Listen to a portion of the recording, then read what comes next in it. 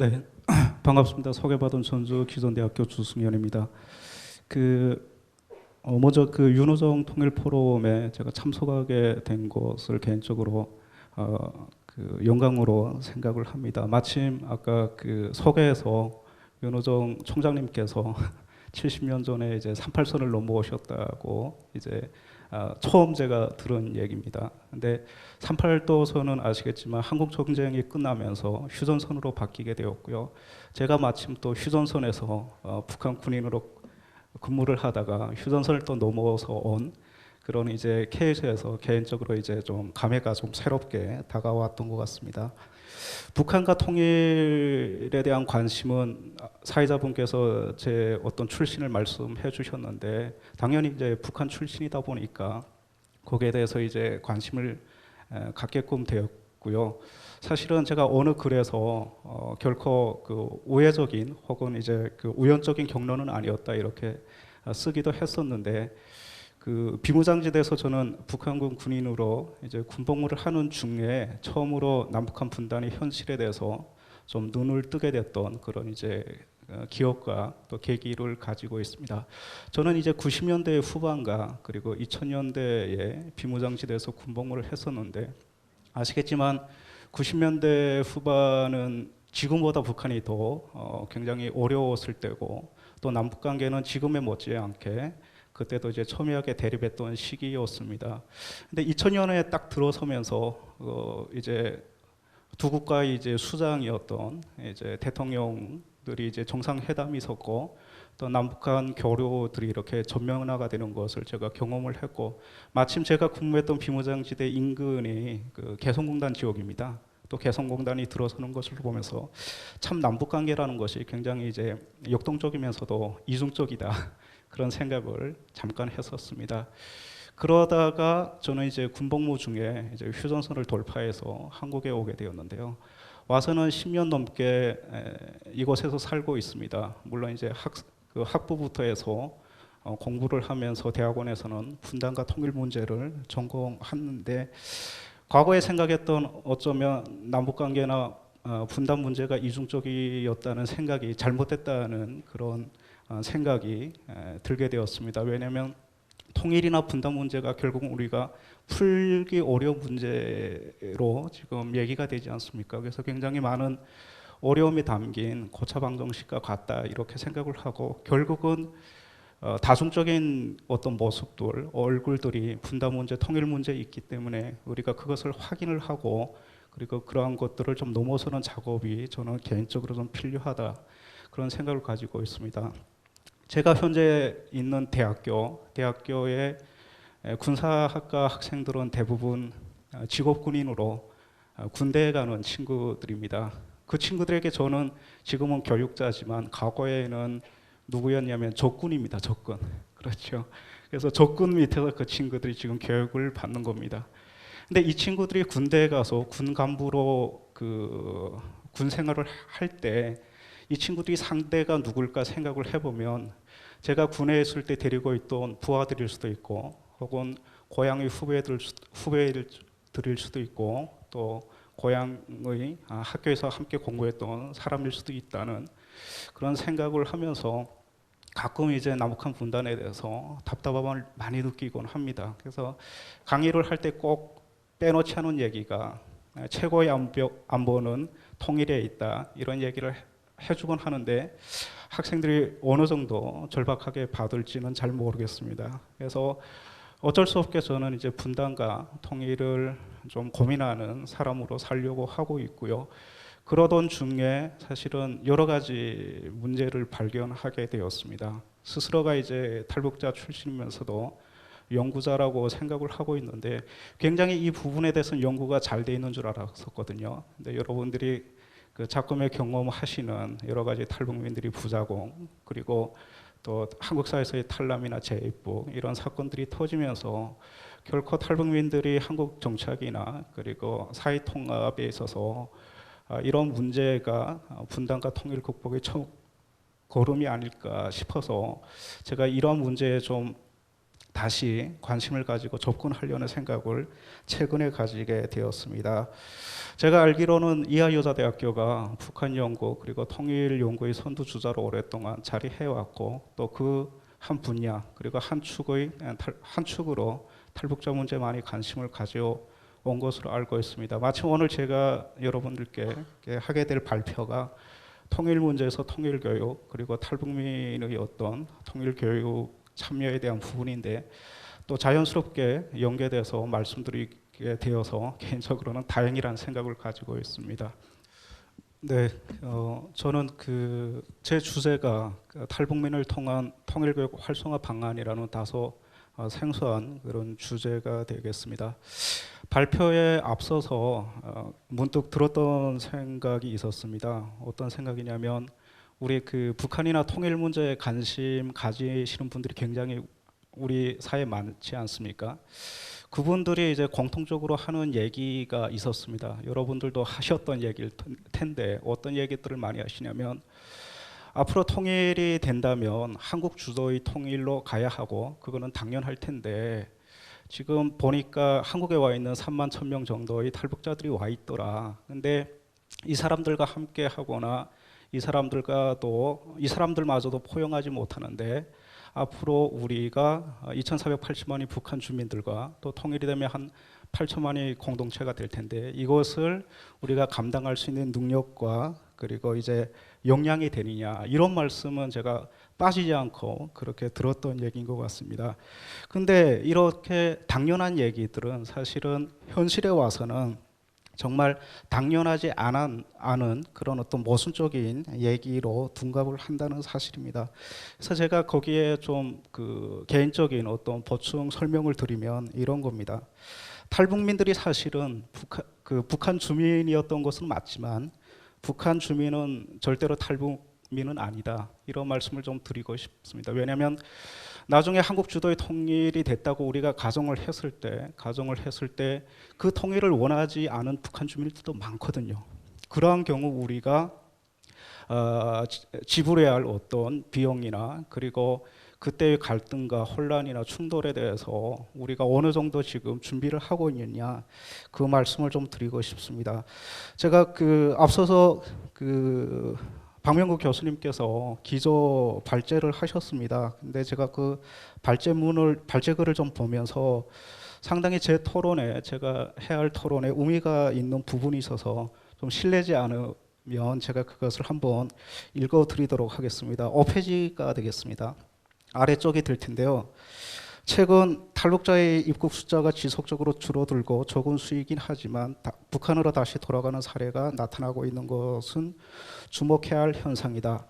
먼저 온 탈북자들이 이곳에서 자존감 훼손 그리고 소외감 중대, 희망의 상실을 겪으면서 대한민국 주도의 통일 한반도에 대한 기대감이 약화되는 징조일 수 있기 때문이다. 낭만적인 민족 감정이나 이념적 우월감은 강하면서도 실질적인 통일 역량의 축적에 대해서는 관심이 적은 우리 사회의 한계를 직시할 필요가 있다. 이런 구절이 저에게는 굉장히 마음에 와닿는 부분이었습니다. 이것도 좀 딴 얘기일 수가 있는데요. 제가 올해 7월에 혹시 기억하시겠지만 탈북 방송인이었던 임지연 씨가 탈남 후에 다시 북한으로 재입국하는 그런 일이 이제 사건이 벌어졌습니다. 근데 제가 그때 그 사건을 겪으면서 사실은 제가 10년 동안 한국에 살면서 무수한 사건들을 많이 겪었는데 그때처럼 탈북민에 대한 어떤 혐오와 비난 그리고 냉소와 차가움이 후폭풍으로 들이닥쳤던 적은 제가 처음 겪었던 일이고 굉장히 저도 오랜 좀 어떤 사례들과 경험을 가지고 있다고 좀 자부를 하지만 제 스스로가 위축감과 어떤 무력감 속에서 그렇게 지내기는 처음이라는 그런 생각을 들었습니다.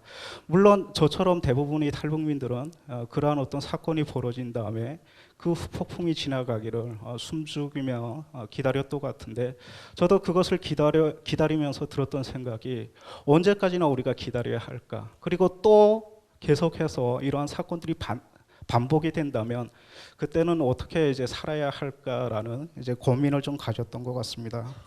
그래서 제가 준비했던 발표는 사실은 분단 사회에서만 조명되던 탈북민의 문제를 좀 통일 문제, 통일 정책의 범주에 끌어들이는 작은 좀 작업이다 이렇게 생각해 주시면 되겠습니다. 그리고 제가 토론을 준비하면서 사실은 이 토론문은 탈북민들을 대상으로 한 인터뷰 조사 연구였습니다. 근데 제가 이 토론문에 그 탈북민들의 어떤 인터뷰 조사를 포함시키지 않았던 것은 워낙 조사의 이제 그 분량이 방대하기도 했지만 통일교육과 또 그 탈북민의 문제에 처음으로 이제 접근하는 작업이었기 때문에 그것만으로도 이제 실태를 조사하고 또 정리하는 것만 해도 좀 의미가 있겠다 해서 그 부분은 제가 포함시키지 않았던 것을 좀 말씀드리고 싶습니다. 아시겠지만 그 통일교육은 굉장히 중요한 우리 그 통일을 준비하는 그 한반도에 굉장히 중요한 의미를 가지고 있다고 보고 있습니다. 그래서 지금까지 어떤 통일론이나 통일교육은 영토적, 제도적, 법적인, 외적인 통합에 많이 치중해 왔던 것은 사실입니다. 하지만 지금에 있어서는 통일교육의 외적인 통합뿐만 아니라 내적인 통합, 그러니까 사람의 문제뿐만 아니라 남북한 문화나 사회의 어떤 가치 뿐만 아니라 통일 가정이나 통일 이후의 상생까지도 다뤄야 한다는 그 필요의 목소리가 커지고 있습니다. 그 이유는 잘 아시겠지만 올해로 분단 72년째입니다.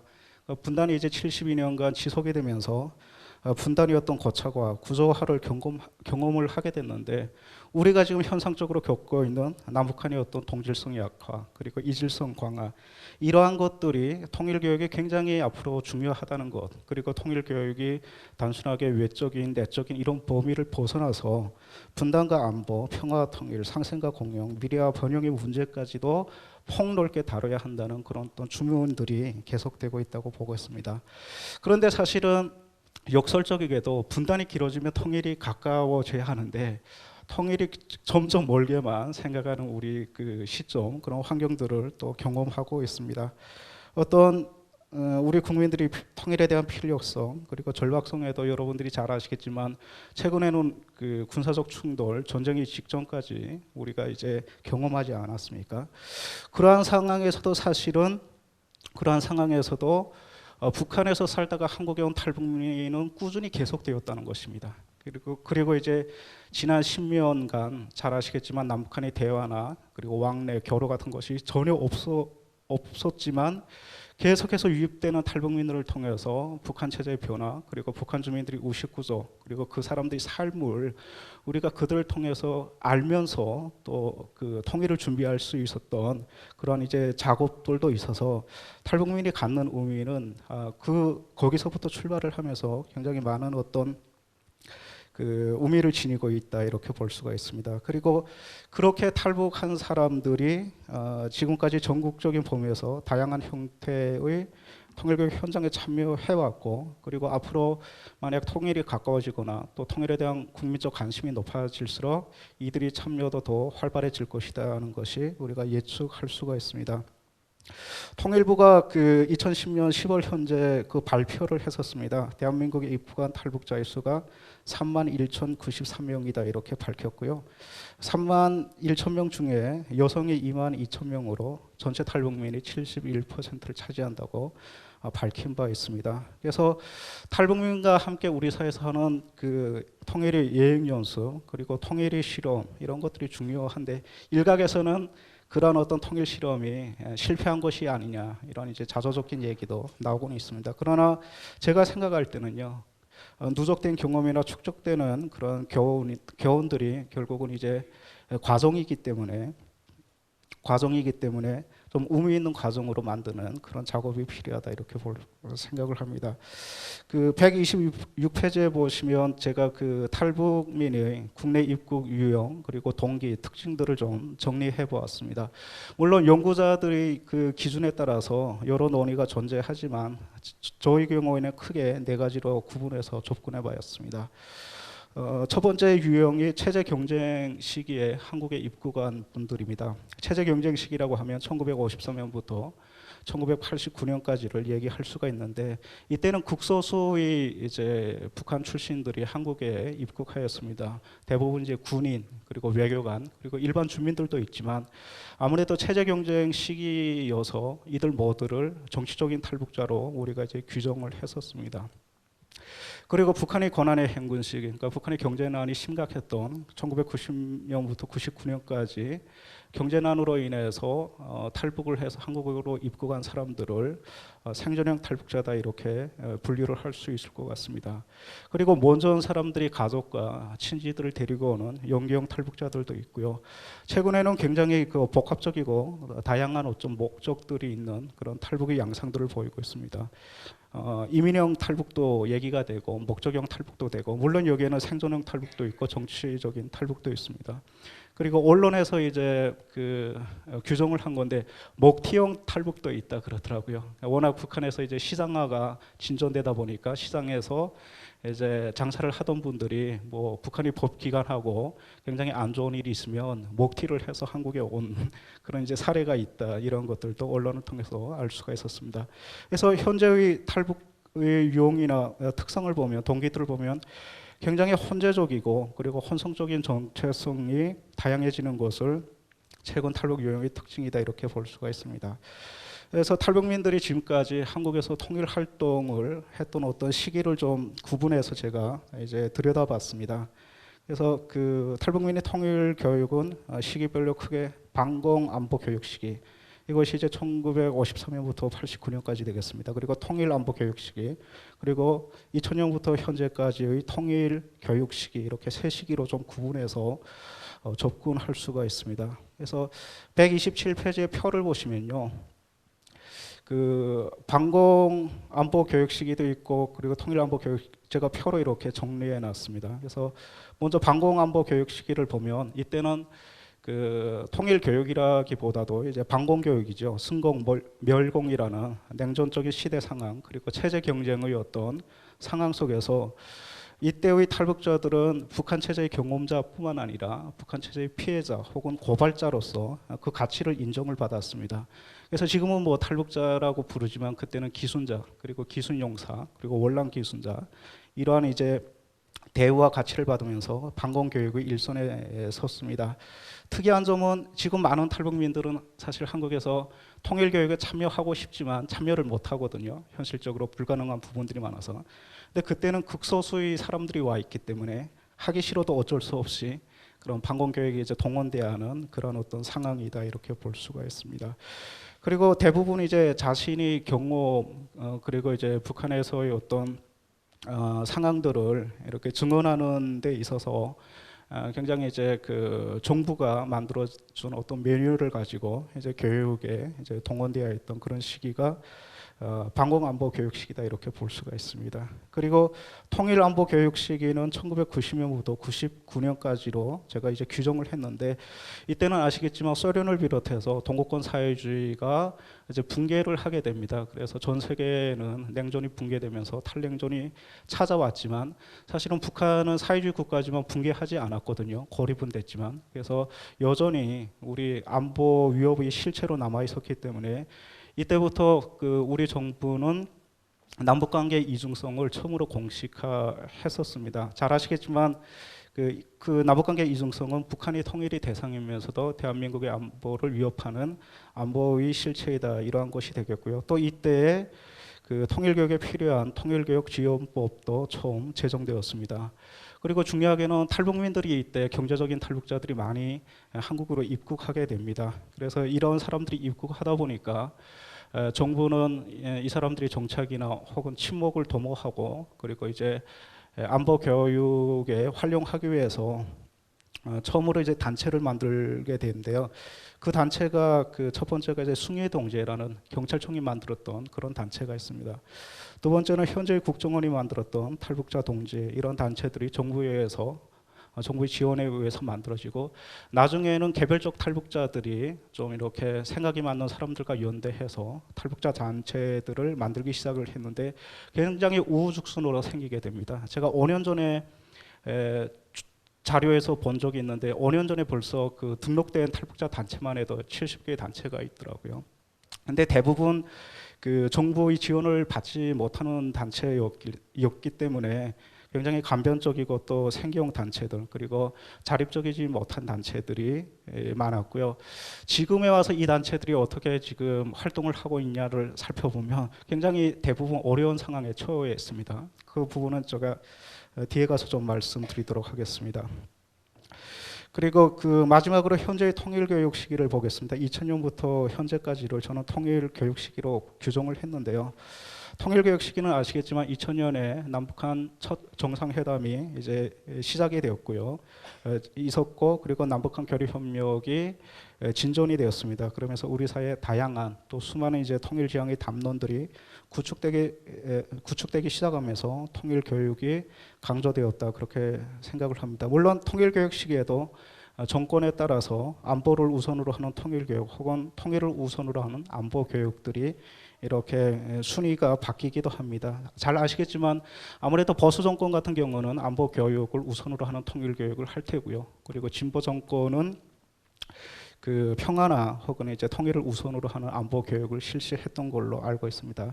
아까 기조 발표에서도 말씀하셨는데 지금 정부는 이제 통일보다도 평화를 강조하고 있습니다. 근데 저는 어떤 생각을 하냐면 이 정부가 얘기하는 평화는 사실상 통일이 같은 말이라고 생각을 하거든요. 근데 왜 하필이면 통일을 얘기하지 않고 평화를 얘기하냐?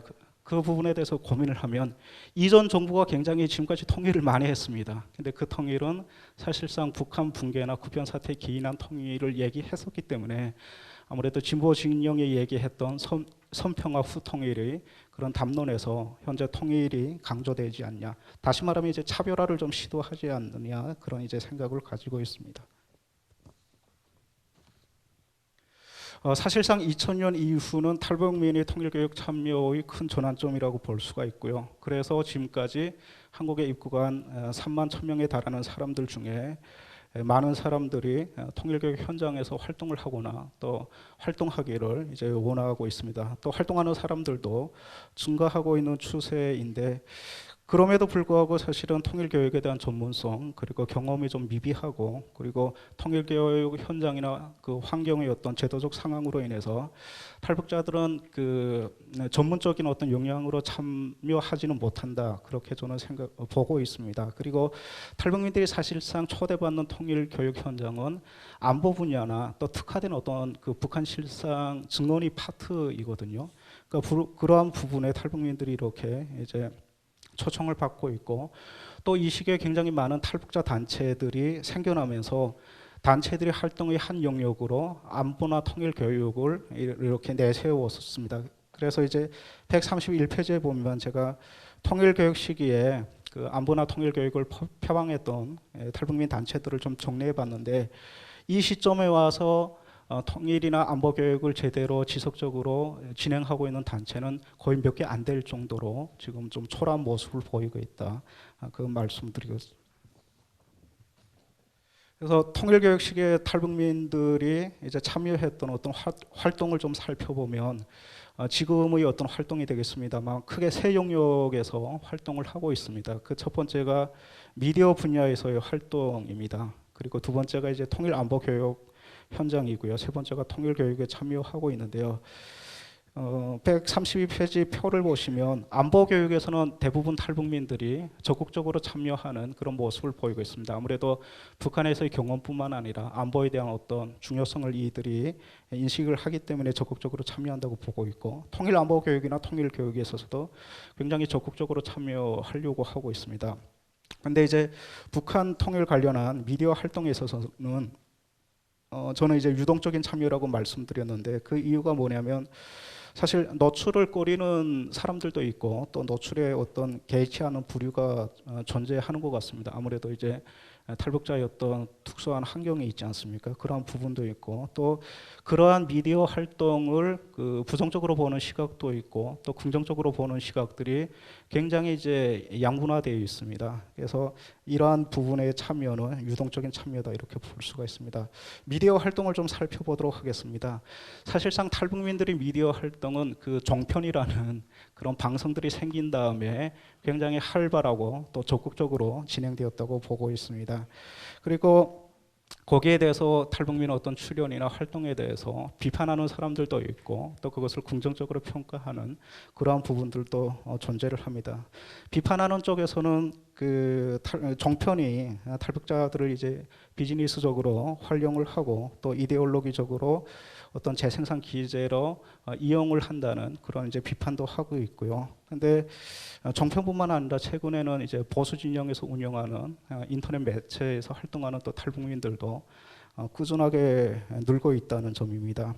비판도 있지만 긍정적으로 보는 시각도 많습니다. 그러니까 그동안 이제 대한민국 국민들이 알기 어려웠던 북한 실상이나 상황을 좀 거기서 경험했던 사람들이 생동하게 이렇게 얘기해줬다는 그런 부분도 있고 또 한국에 3만 1,000명의 탈북민들이 와 있어도 우리 대한민국 국민들이 이제 그들과 마주할 수 있는 사람들은 소수이거든요. 근데 요즘은 이제 TV만 틀면 또 탈북민들이 이제 바로바로 볼 수가 있으니까 거기에 대한 어떤 긍정적인 역할에 대해서 얘기한다는 것입니다. 그래서 제가 봤을 때는 긍정과 부정이 다 있지만 사실상 좀 긍정적인 부분으로 이들이 역할을 강화할 수 있도록 이제 주문하는 것이 좀 필요한 시점이 아닌가 그렇게 생각됩니다.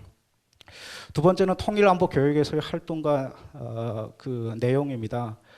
아시겠지만 그 통일교육 시대 그리고 통일을 계속 얘기를 하고 있어도 우리는 지금 분단 국가입니다. 분단 국가이다 보니까 그 안보 부분에 대한 어떤 그 교육은 거의 의무적으로 진행되는 곳이 많고요. 그리고 탈북민 자체도 안보 교육 파트에서 이제 활동하는데 그 역할의 중요성은 지금까지도 크게 줄어들지 않고 있습니다. 어쩌면 가치를 안보 분야에서 인정을 받고 있었다는 것입니다. 하지만 좀 특이한 점은 오랫동안 탈북민들이 통일 안보 교육에 참여해 왔지만 실제로 주체였던 적은 거의 없었고요. 그리고 늘 증언자의 자리에만 좀 서 있은 것이 아닌가 그렇게 볼 수가 있습니다. 그럼에도 불구하고 탈북민 스스로가 그런 자리를 지키기 위한 노력은 오랫동안 해왔다고 보고 있고요. 어떤 거냐면 꾸준히 이제 전문성을 해오면서 그런 어떤 그 통일안보 교육에 활동하려고 했던 그런 노력과 우지다 이렇게 볼 수 있습니다. 제가 실제로 이제 그 인터뷰 조사했던 그 안보 강사들 경우는 많은 사람들이 북한에서 대학을 졸업했던 사람들이 굉장히 많았고요. 그리고 한국에 와서도 석사, 박사 과정을 다니면서 전문성을 계속해서 이제 유지하려던 사람들이 많고 또 강사 경력이 5년 이상이 됐던 그런 사람들도 많습니다. 세 번째는 그 통일 교육에서의 탈북민들 참여입니다. 통일 교육이라고 하면 굉장히 많은 데서 할 것 같지만 사실상 제가 파악한 바로는 학교 통일, 그러니까 통일부 통일교육원에서 운영하는 학교 통일 과정밖에 없었습니다. 나머지는 통일이라는 어떤 표어를 내걸었지만 안보 강의가 대부분이었거든요. 근데 여기서 이제 전문 강사의 자격을 획득해서 일선 학교에서 강사로 활동하는 사람들이 작년 2016년 조사에서 29명에 달했습니다. 그리고 이와 별개로 지역 통일센터에서 상군직으로 활동하는 사람들이 9명 정도여서 총 한국에서 통일 교육 파트에서 활동하는 사람들은 40명 내외다 이렇게 조사가 되었습니다. 성과도 굉장히 좀 있었습니다. 그래서 지난 5년 동안 우리 사회에 자신들이 이제 통일교육 전문 강사라는 어떤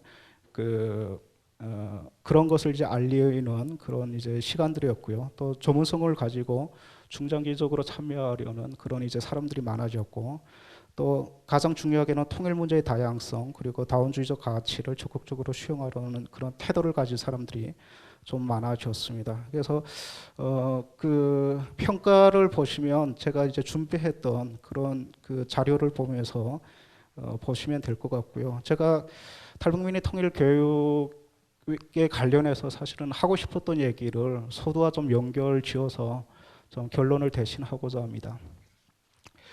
첫 번째로 탈북민이 본격적으로 한국에 입국한 지 20년이 되었습니다. 그동안 많은 지원과 그리고 노력 정책이 시행됐지만 사실상 정책 지원의 실효성은 여전히 의문이고, 그리고 그 부분에 대해서는 크게 지금 비판을 받고 있습니다. 그러면 원인이 어디 있을까를 좀 점검하는 것이 중요한데요. 사실상 남북은 72년간 다른 체제와 다른 제도와 다른 제도 속에서 문화 속에서 살았고, 탈북자들은 한 체제에서 다른 체제로 이렇게 온 사람들입니다. 근데 와봤더니 새롭게 살아야 할 체제는 자본주의 경쟁 사회라는 것입니다. 근데 우리는 자본주의 경쟁 사회에서 사실은 이들이 그 동화되기를 좀 일방적으로 바랬던 그런 측면이 있고요. 그리고 우리 사회는 사실은 분단 사회입니다. 분단 체제입니다. 그러다 보니까 북한이나 또 북한 출신에 대한 고정관념, 의심, 경계 이런 것들이 지속될 수밖에 없고, 그러한 상황에서 사실상 정착관 적응이 좀 어렵다는 것은 이미 전부터 사실은 그 드러날 수밖에 없었던 그런 부분이다. 그래서 치열한 경쟁 사회나 혹은 잔인한 분단 사회에서 이들이 잘 적응하기 위해서는 그러한 어떤 분단 체제의 바운더리를 좀 넘는 것이 중요하다고 생각을 합니다. 그래서 사회 통합이나 남북 통일, 통일 이후의 어떤 상생의 차원에서 좀 접근할 필요가 있다 이렇게 보고 있고요. 그리고 탈북민 문제의 어떤 악순환 고리를 선순환의 구조로 바꾸기 위해서는 남북 구성원 모두가 좀 재교육을 받고 재의식화하는 그런 작업이 필요하다는 것입니다. 그래서 탈북민이 통일시대의 영향으로 재교육을 받는 데 있어서 통일교육뿐만 아니라 직업도 마찬가지거든요. 그래서 재교육을 받을 필요가 있고, 한국 출신들은 지금까지 북한과 통일 문제를 경제적인 측면에서 접근하려는 지금 태도를 많이 보이고 있습니다. 그래서 이 부분도 사실은 바로잡을 그런 필요가 있고, 이러한 과정이 진행되는 속에서 탈북민에 대한 어떤 인식 개선, 그와 함께 사회 정착이 좀 더 나아지지 않을까를 생각해 볼 수가 있습니다. 그리고 여러 방법들이 있겠지만 한 번 더 미래를 위한 투자에서 교육을 통한 투자야말로 가장 적은 비용으로 값진 효과를 이룰 수 있다는 점에서 좀 통일교육을 통한 역량을 육성하고 강화하는 작업이 중요하고, 이러한 인식들이 좀 일반화되는 것이 좀 좋겠다 이렇게 생각을 합니다. 끝으로 발표자는 그 통일 역량으로 쓰임받을 수 있는 탈북민 인재의 발굴과 양성은 전적으로 통일을 준비하는 우리 정부와 사회 의지에 달려있고, 그 첫걸음은 현재도 탈북민이 직간접적으로 참여하고 있는 통일교육 활동에서 시작될 수 있음을 강조하면서 토론을 마치고자 합니다. 고맙습니다.